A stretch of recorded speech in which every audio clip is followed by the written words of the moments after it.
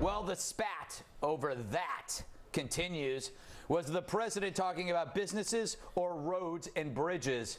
Perhaps dueling campaign ads from Obama and Republicans can finally settle this. Roll tape, roll tapers. Those ads, taking my words about small business out of context, they're flat out wrong. Of course Americans build their own businesses.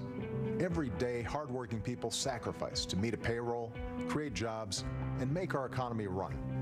And what I said was that we need to stand behind them, as America always has. On Wednesday, the GOP, not sure what that is, unveiled this. There was a great teacher somewhere in your life. Somebody helped to create this unbelievable American system that we had that allowed you to thrive. Somebody invested in roads and bridges. If you got a business, that you didn't build that. Somebody else made that happen. I think he stole that from me. So which ad, I said that. Which ad makes a more compelling case? Better question, what's in this drawer?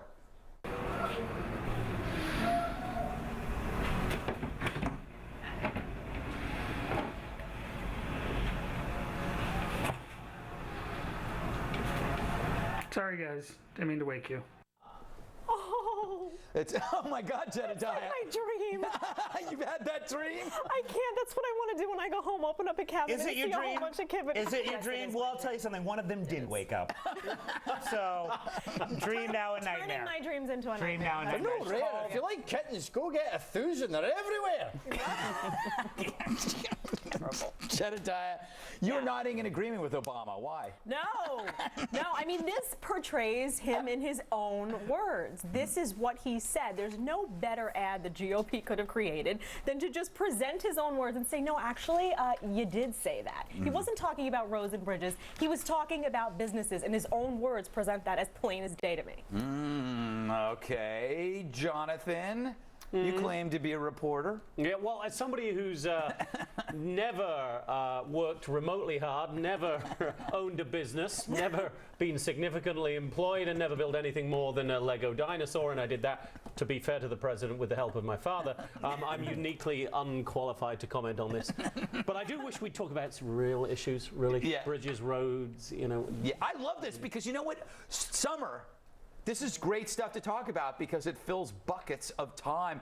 Speaking of buckets, Jimmy, you built a couple of businesses over your life. See my son, by the way? Yeah. He's built dozens of companies, and they've a lot have failed, right? That's the story of being an entrepreneur, right? Yeah. He's built, he sold at least 2 startups, right? And that's what Obama doesn't get, that when you are a successful businessman, you've got a slew of failures behind you. And that's ironic, because you look at his bloody failures with what's that solar company, Cylindra, and Fast and Furious, all these stupid ideas, right? They go down the toilet. But the thing about an entrepreneur is, when he screws up, right, he's beholden to the people that invest in. Then he goes bankrupt, he's got to remortgage the house. Obama can't fail. He doesn't understand the secrets to getting rich. It sucks. It's bloody hard. You have to go out there and fail and get crapped on and all that. Yeah. And I think the reason this is such a polarizing quote is everyone who's made some money sees that and goes, see you I worked my ass off. My wife almost left me when I remortgaged a house for this stupid project, this pet rock idea. But it took off. Right. In fairness, But anyone in government who's been like a civil rights, whatever the hell he is, a community organizer, just goes, see him, he's rich. Look at all those people working down there. They're making him rich. Aye, but he wasn't rich to begin with. The guy from Walmart went door to door selling crap. Right? 2/3 of the country's billionaires made their money from scratch. All right. 2/3 of the world's billionaires, by the way. That's not just America.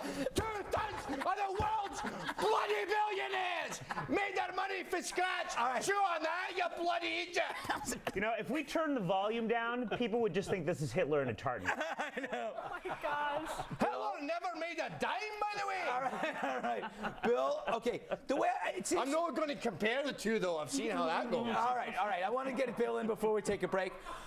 Isn't it But basically, the candidates aren't talking to each other. It's almost like they're in a therapy session where one candidate says, well, he said this. Yes. And then somebody else goes, I didn't say that. I said this. And then the other candidate goes, nah. Instead of talking to each other, they talk through ads. It's like being in marriage therapy. Yeah, no, but it's worse than that. Like, bickering can be entertaining if it's clever. This is just awful. Lincoln Douglas debates, it's not. I say that because I have PBS. Don't watch it, but I've seen the previews. And secondly, we did build this. I'll give it that. Yeah. It sounds so simple a third grader can understand it, which is interesting because a third grader wrote it. One of Mitt Romney's grandkids, one of the 500,000 of them, actually wrote that. Fun fact, all of them are named Mitt. No, they're Even not. the chicks. That You is can a look lie. that up. Dude, that's not You true. can That is look not that true. up. They are all Shut named up Mitt. now. I want to go to a break. Clean up this mess. He's spilling water all over the place with his pounding fist. Oh, just liquid. It's bloody water. Yeah, but every time then somebody's got to clean it up. Oh, do you like the rain? You don't use an umbrella too? I don't like water. Oh, it's going to get me. It's a good point. We don't use umbrellas in Glasgow. What do you use? Nothing. Nothing? You take it, you wee.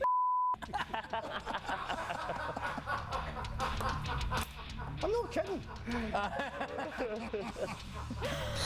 Do you have a comment on the show? Email us at redeyefoxnews.com and to leave a voicemail on my direct line 212-462-5050. Still to come, the halftime report from TV's Andy Levy. Tonight's halftime report is sponsored by bees, those flying insects with furry bodies that make buzzing sounds as they fly. Thanks, bees.